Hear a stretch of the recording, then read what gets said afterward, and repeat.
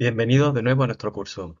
Soy Víctor Fernández Cabanás, profesor de la Universidad de Sevilla, y con esta unidad que lleva por título Componentes de los sistemas acuapónicos, iniciaremos el segundo módulo de este curso dedicado a la infraestructura.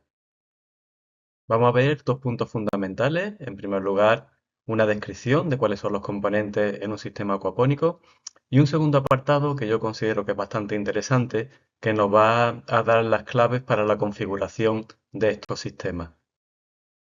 Como ya comenté en el tema de introducción, una cuestión bastante importante cuando estamos configurando un sistema acuapónico es definir los lugares específicos en los que irán cada una de las poblaciones biológicas que lo constituyen. Por eso siempre hablamos del lugar para los peces, el lugar para las plantas y el lugar para las bacterias. Como el lugar para las plantas ya lo hemos visto con detalle en el primer módulo de este curso dedicado a las instalaciones hidropónicas, nos vamos a centrar en este un poquito más en el lugar para los peces y el lugar para las bacterias.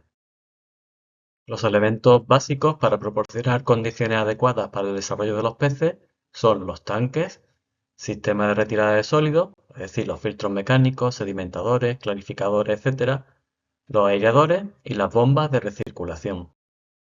Comenzaremos, por tanto, por el primer elemento, el tanque de los peces. Aunque hay una gran variedad en las formas y en los tamaños que podemos observar en los tanques de peces, casi siempre esto es debido, pues fundamentalmente, a los elementos que tenemos disponibles a nuestro alcance. Por eso a veces vemos depósitos de tipo IBC que pueden estar cortados para darle las características necesarias a la parte donde tenemos el sistema hidropónico y la parte donde tenemos las plantas.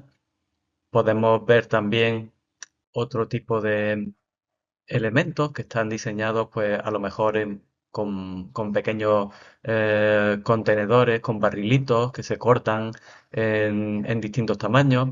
Podemos incluso ver algunas opciones en las que se han utilizado acuarios como elemento más decorativo que productivo. O ya podemos ver elementos ubicados en instalaciones exteriores, donde en lugar de tener un tanque, lo que tenemos es un estanque, como en este sistema. Este está en las instalaciones de nuestra universidad, la Universidad de Sevilla, y está asociado un estanque ornamental a un jardín vertical que sirve como fitodepurador, como depurador de el agua que viene de este tanque de los peces. Sin embargo, en temas de tipo más instintivo, lo habitual es que nos encontremos con depósitos que tienen una forma cilíndrica. Esta forma cilíndrica es muy interesante para el cultivo de los peces, fundamentalmente porque evitamos dos problemas que podrían ocurrir con depósitos que tengan otro tipo de conformación, como por ejemplo sección rectangular.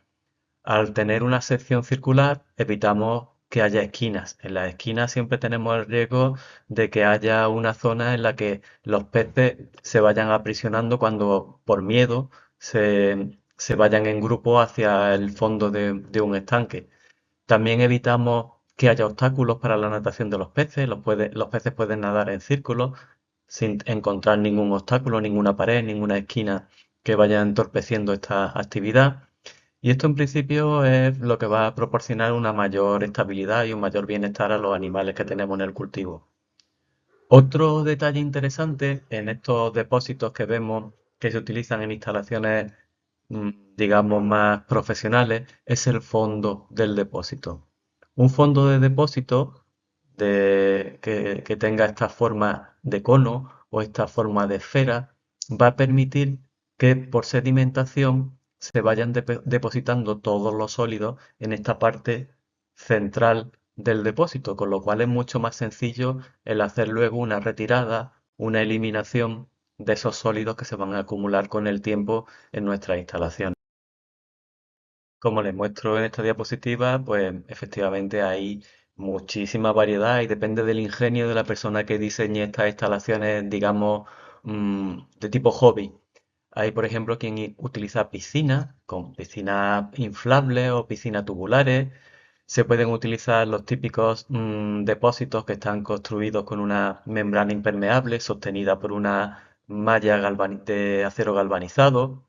Podemos encontrar depósitos que están hechos de chapa galvanizada y recubierto en el interior con una membrana impermeable, o ya depósitos más profesionales en los que se incluye, por ejemplo, para las visitas, una ventana transparente que nos permite hacer una observación directa del estado en el que se encuentran los peces. Y ya, bueno, esto que tenemos aquí en el centro, esto ya sería una instalación acuapónica, pues para tener en casa, para tener nuestros pececitos y nuestros cultivos hortícolas, pero esto ya es maceta, un tamaño bastante más reducido. Otra cuestión importante a la hora de diseñar esta zona donde van a estar los peces es la manera en la que se introduce y se saca el agua de los depósitos. De tal manera que casi siempre, como ven en estos gráficos que tenemos, la entrada del agua en casi todos los casos es por la parte superior y en cascada. Esta cascada va a permitir una oxigenación del agua por contacto con el aire, de tal manera que vamos a incrementar el total de oxígeno disuelto disponible para los peces. Esta suele ser la manera más habitual de hacer la entrada de agua en los depósitos de los peces.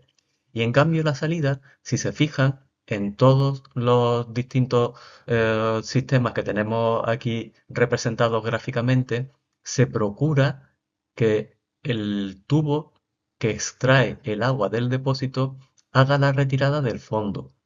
Hay a lo mejor un tubo que está apoyado directamente en el fondo y que está perforado con distintas perforaciones y que va a permitir hacer una retirada de esos sólidos que normalmente se van a sedimentar y se van a depositar en el fondo de estos tanques y que si no los retiramos pues van a ser en principio un inconveniente bastante importante para el desarrollo de los animales. Así que si se fijan, ven, en todos los casos existe una conducción que va a tratar de retirar el máximo posible de estos sedimentos que se van a depositar en el fondo de los tanques. Continuando con la línea que comentaba anteriormente, relacionada con la retirada de todos aquellos sólidos que nos van a entorpecer el funcionamiento dentro de esta parte acuícola en nuestra instalación acuapónica, pues se encuentra también la filtración mecánica, que va a ser la responsable de la retirada de todos estos sólidos en suspensión. Vamos a ver algunos de los elementos que se suelen utilizar en estas instalaciones para la retirada del sólido. Algunos son muy sencillos, como por ejemplo utilizar perlón, esponjas, materiales porosos de distinto tamaño, a través de los cuales va a circular el agua. De tal manera que al pasar a través de este material poroso el agua, se va a ir retirando parte de los sólidos que contienen en suspensión este líquido. Otro tipo de elemento que ya comentamos en la introducción para la retirada de los sólidos en el agua son los filtros radiales. Filtro radial, recordábamos que utilizaba ese movimiento circular del agua que va a provocar que en el centro del depósito se vayan acumulando los sólidos, de tal manera que luego es fácil, utilizando un dispositivo como este que tenemos en este filtro diseñado por la FAO, con unos bidones de fácil adquisición, pues vamos a retirar con un tubo perforado en el fondo todos los sólidos que se vayan acumulando en estas instalaciones. Hay otro tipo de filtros en los que básicamente lo que se van utilizando son distintos tipos de obstáculos al movimiento del agua, de tal manera que el agua al chocar con un obstáculo pierde velocidad y hace que los sólidos, como vemos aquí, se vayan depositando en el fondo del tanque. Aquí, por ejemplo, tendríamos la entrada del agua por esta conducción, llega hasta la parte superior del depósito y aquí choca con este obstáculo que le colocamos en el fondo, de tal manera que los sólidos pierden velocidad y se van a ir depositando en el fondo. La parte de arriba de este filtro estaría ya libre de esos sólidos en suspensión y aquí es donde se aprovecha para hacer la salida de este filtro con el agua ya limpia de todos estos sólidos. Hay distintos tipos de modelos, como por ejemplo este, en el que básicamente lo que colocamos es un vasito en la parte superior del tubo de entrada del agua. Esto es lo que va a hacer que se reduzca la velocidad del líquido y por tanto que los sólidos se vayan depositando en el fondo. Y aquí por la parte superior, pues ya haríamos la retirada de esos elementos de ese agua que estaría libre de esos elementos perturbadores que serían los sólidos. En esta misma línea, pues tenemos ya los clarificadores. Los clarificadores hay algunos que son ya bastante más sofisticados, de tal manera que van a tener una serie de láminas que van a efectuar esa oposición al agua que va circulando por el interior, van a reducir su velocidad de tal manera que los sólidos pesados se van a depositar en el fondo, los flotantes irían hacia la superficie y para evitar que salgan por la conducción de salida, lo que se coloca es otra lámina que va a hacer de obstáculo, va a retener a los sólidos flotantes en esta parte de aquí del depósito y de esta manera vamos a conseguir que el agua que sale finalmente de este sistema sedimentador clarificador pues ya esté libre de esos elementos tanto pesados como flotantes. En instalaciones de acuicultura intensiva es muy frecuente que se utilicen otro tipo de filtros más sofisticados, como los filtros de tambor. Un filtro de tambor es un sistema en el que el agua entra en este sentido, entra por el interior de un cilindro que está forrado con una malla filtrante. El agua va pasando a través de la malla filtrante y los sólidos se van quedando retenidos en la malla filtrante. La malla va girando, va dando vueltas gracias a esta cadena que va haciendo que circule y los sólidos son retirados de la malla con unas duchas que tenemos aquí en esta parte superior que van proyectando el agua desde fuera hacia adentro de la malla. Aquí hay una conducción donde se va recogiendo el agua que arrastra estos sólidos que habían quedado retenidos en la malla y ya se eliminan hacia el exterior por esta salida de lodo que va a una bandeja ya donde se retiran del sistema. Aquí tenemos en la imagen de la izquierda cómo sería la configuración de un filtro de este tipo. Aquí estaría la entrada del agua, a través de la malla saldría el agua limpia y por la parte superior se irían retirando todos los sólidos que quedan retenidos en este sistema. Otro elemento de gran importancia en nuestro sistema es el colector.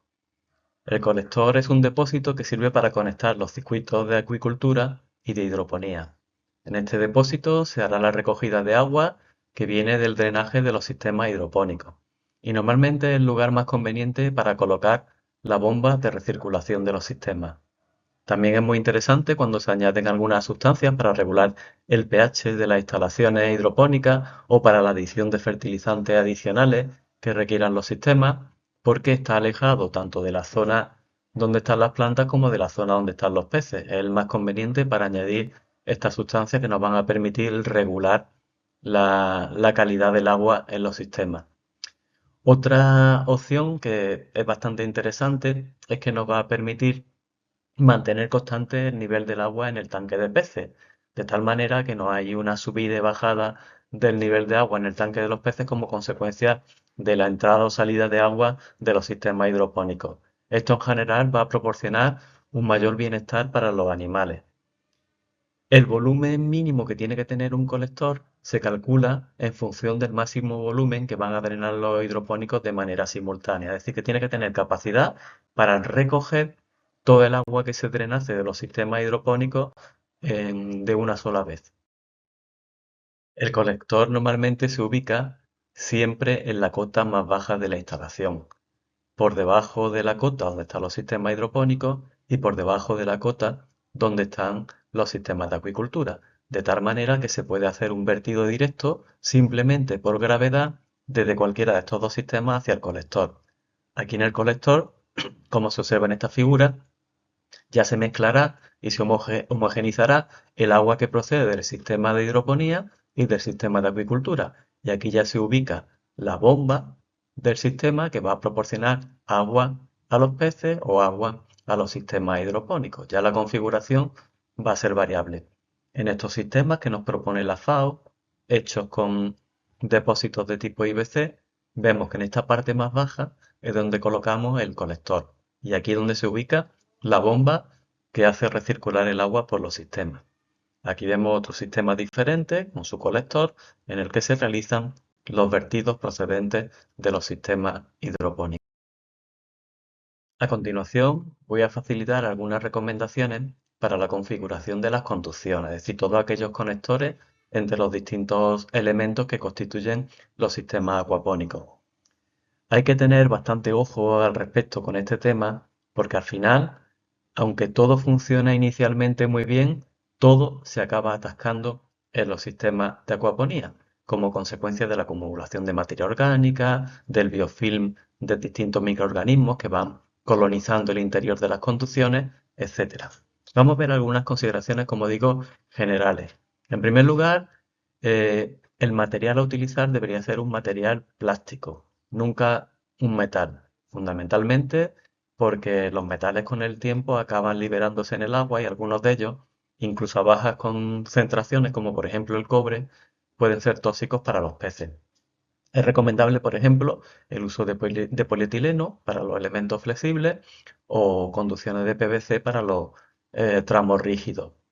Las conducciones, en la medida de lo posible, deben ser cortas, rectas y de gran calibre, de tal manera que minimicemos la pérdida de carga y los problemas por este biofouling, que es la acumulación de materia orgánica y la formación de un biofilm por las bacterias que van colonizando, como decimos, todas estas superficies que están en contacto con el agua. Para algunos tramos que son críticos suele ser recomendado el que se dupliquen, es decir, que se hagan una conducción doble para evitar que con el tiempo se acaben colapsando por esta acumulación de materia orgánica y que podamos hacer una limpieza sin dejar de funcionar los sistemas.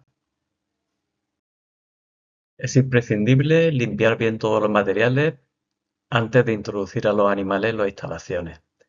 En relación a los distintos elementos que constituyen estas instalaciones, vamos a hacer algunas recomendaciones específicas. Por ejemplo, para los tanques se recomiendan materiales que sean resistentes a la radiación ultravioleta, puesto que la mayoría de las veces van a estar ubicados al aire libre. Como comentamos con anterioridad, la forma del tanque, en la medida de lo posible, debería ser cilíndrica o troncocónica. Los materiales más recomendables son resinas de poliéster, polietileno de baja densidad o polipropileno. En relación a las conducciones, como ya hemos visto, polietileno para los tramos flexibles y PVC para los tramos rígidos. En los sistemas hidropónicos es recomendable el uso de plásticos con calidad alimentaria para que no haya desprendimiento de alguna sustancia que pudiera ser tóxica para los consumidores de estos productos. Mucha precaución con el uso de materiales que hayan tenido un tratamiento antifúngico, como por ejemplo algunas siliconas que se utilizan para el sellado de estas instalaciones, puesto que estos materiales antifúngicos podrían ser también tóxicos para los peces. Hay que tener especial cuidado también con la migración de algunos componentes plásticos de estos materiales al agua, que esto se va a ver potenciado con las altas temperaturas dentro de los invernaderos. Mucho ojo también con la degradación por la acción del sol de algunos de estos materiales, puesto que son fotodegradables. Entonces, al tenerlos siempre al aire libre, con el tiempo se pueden ir degradando y pueden ir desprendiendo pequeños fragmentos que pueden ir recirculando por los sistemas. Aunque el dimensionamiento de las bombas se va a estudiar en la unidad 2 de este módulo, diseño hidráulico de las instalaciones, vamos a dar aquí algunas directrices sobre las características que tienen que tener estos elementos del sistema. Teniendo en cuenta que es un elemento que va a estar funcionando las 24 horas al día, los 7 días de la semana, en principio vamos a buscar siempre que sean elementos que tengan un consumo energético bajo. En sistemas con alta densidad es conveniente que la bomba que se elija permita la recirculación del volumen completo de agua en el tanque al menos 2 veces cada hora.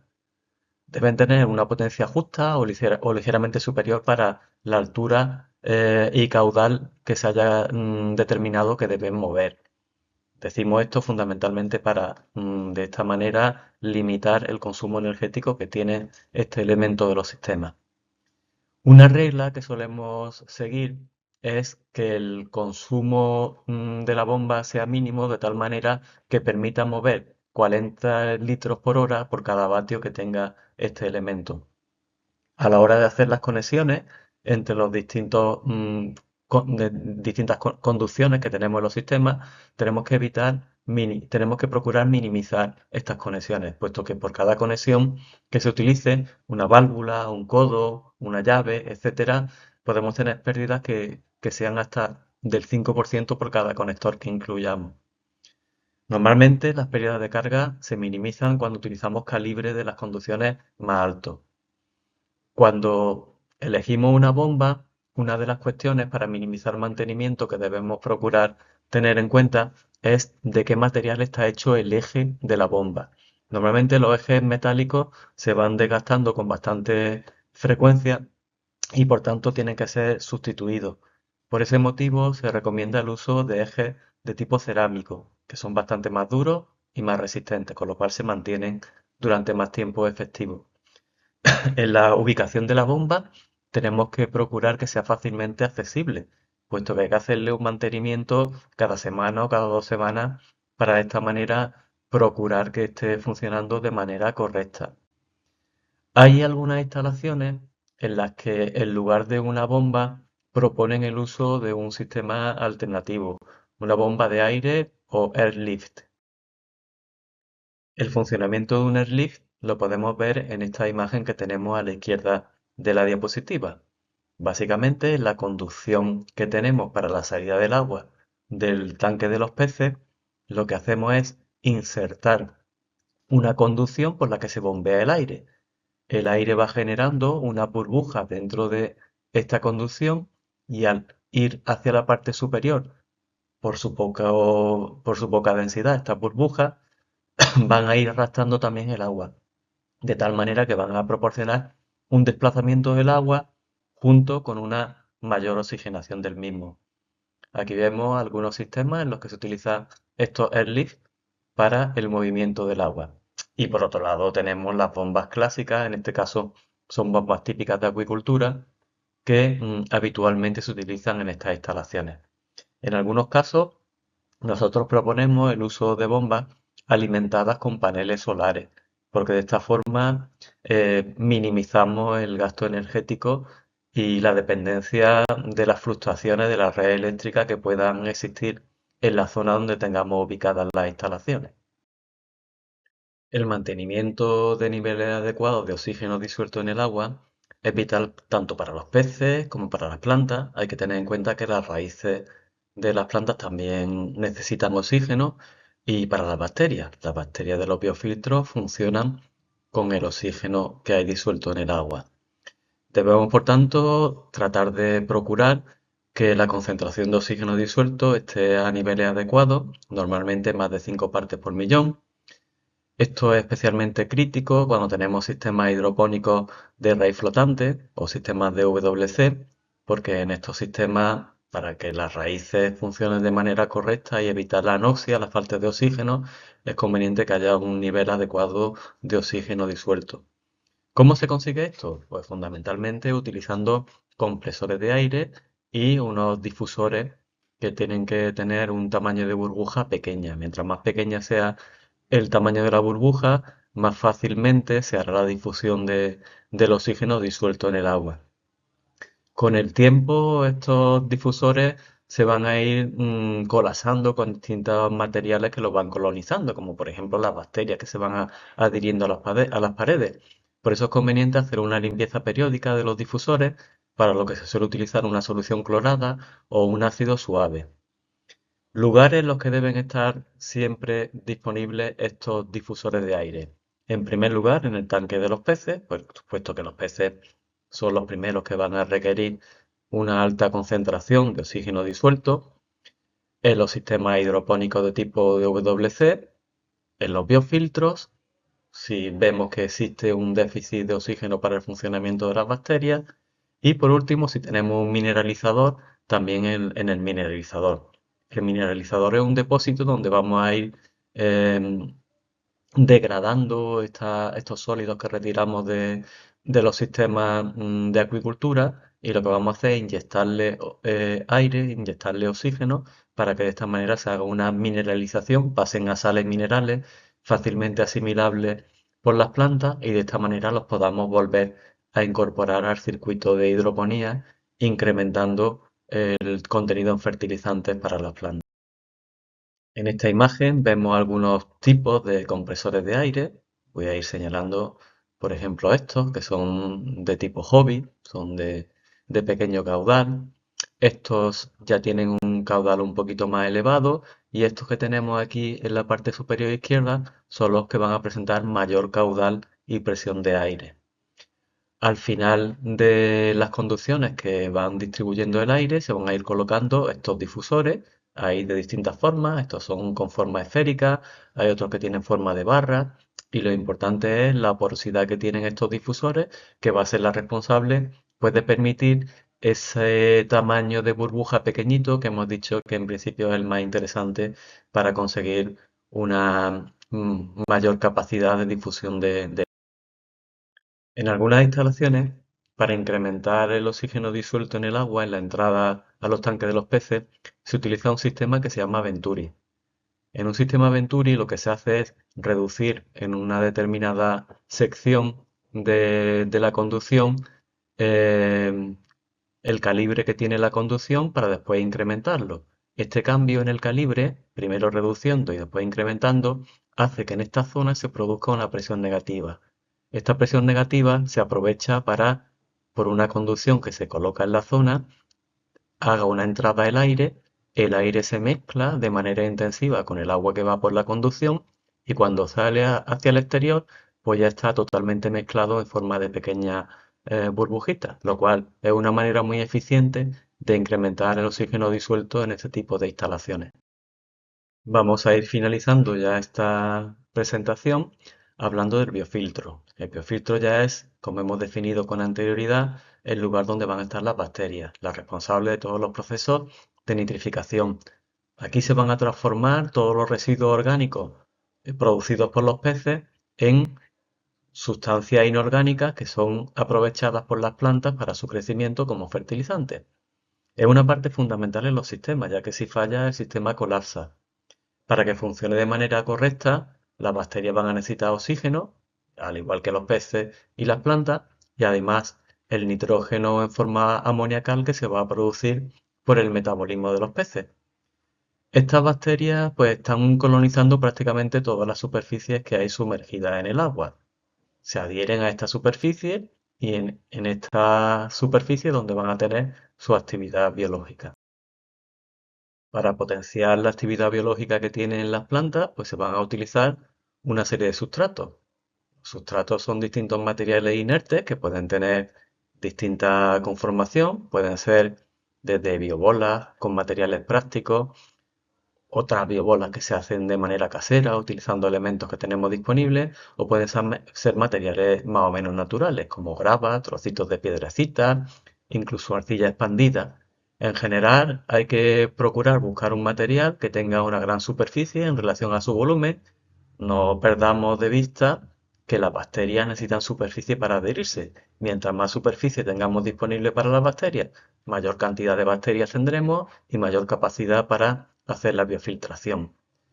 Es interesante que sean circulares y preferiblemente porosas, porque si son de esta manera es más fácil el manipularlas, el agua va a circular mejor a partir de ellas y vamos a tener una mayor eficiencia en el funcionamiento de los sistemas.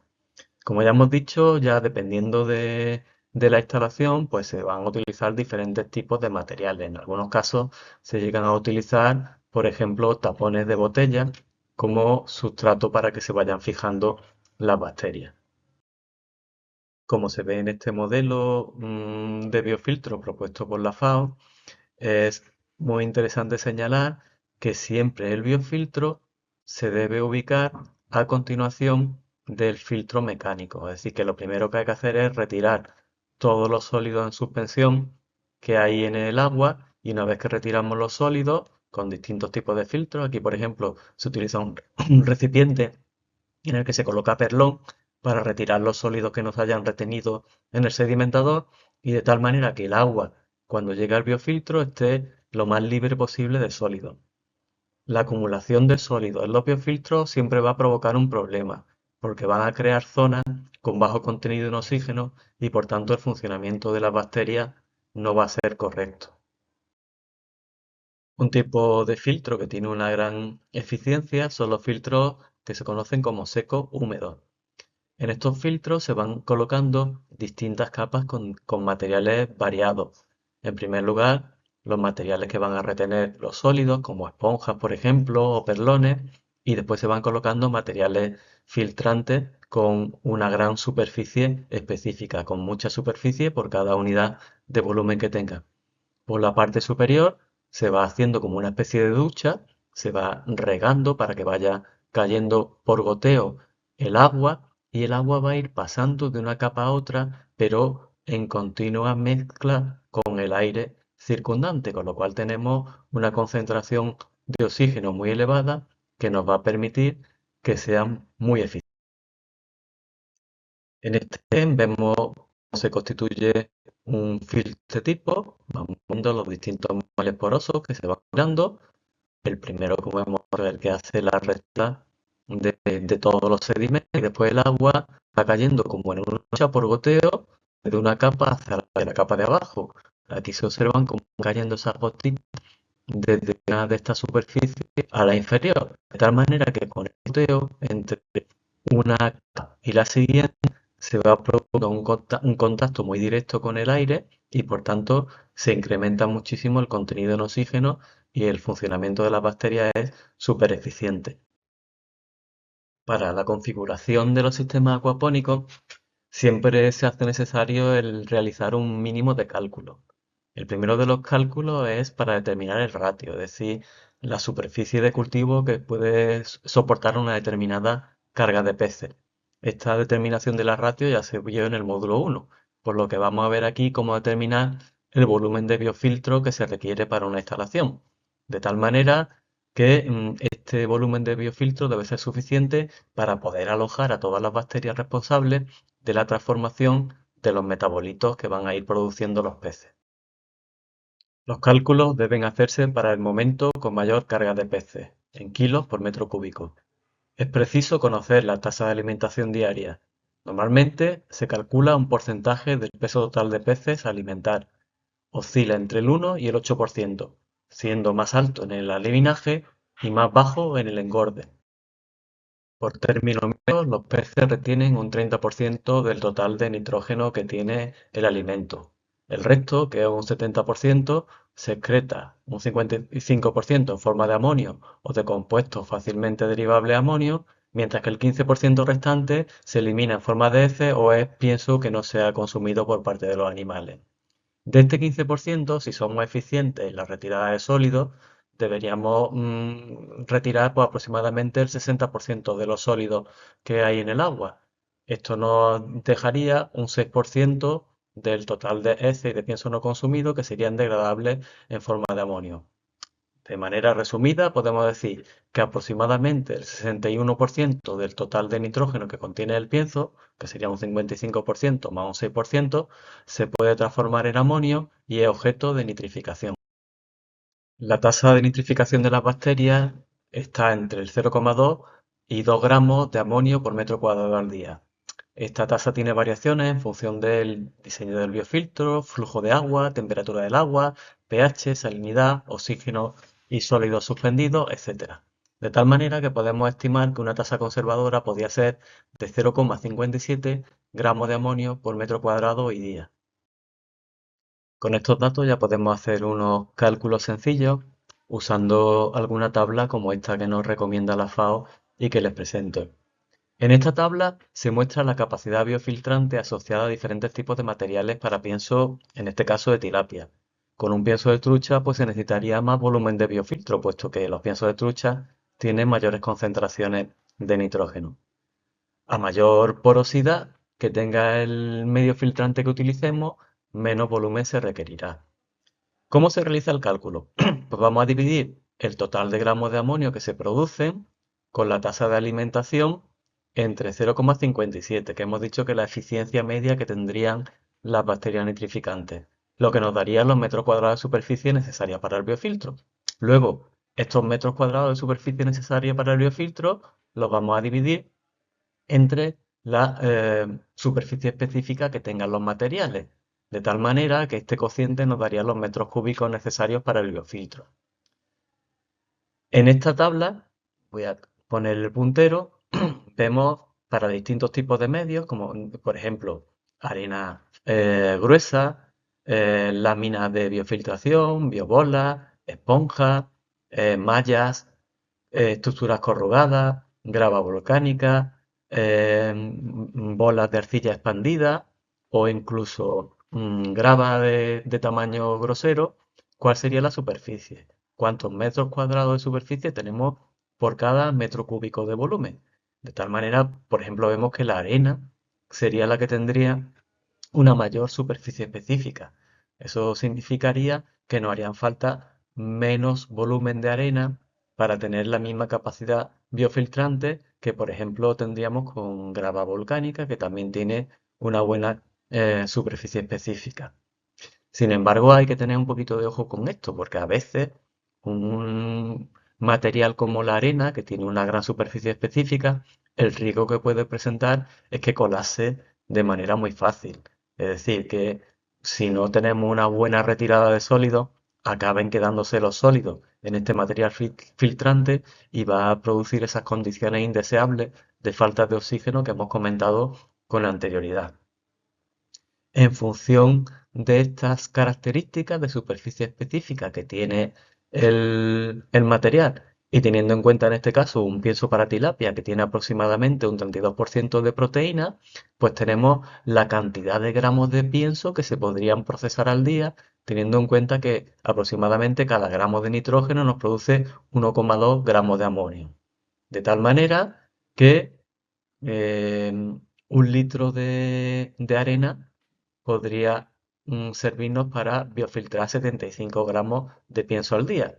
Mientras que si estamos utilizando grava volcánica, pues solamente nos permitiría mm, una, una biofiltración de un total de pienso de 4,5 gramos por día. Es decir, que mientras más superficie específica tenga el material, mayor capacidad va a tener la misma unidad de volumen de degradar pienso que uno que tenga menos superficie específica. Y con estos datos pues, podemos hacer el cálculo total de la cantidad de sustrato que se requiere por cada 100 gramos de pienso que se vayan a procesar.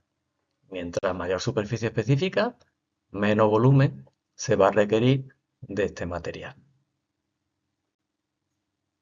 Y bueno, con esto terminamos la presentación y le agradezco mucho la atención prestada.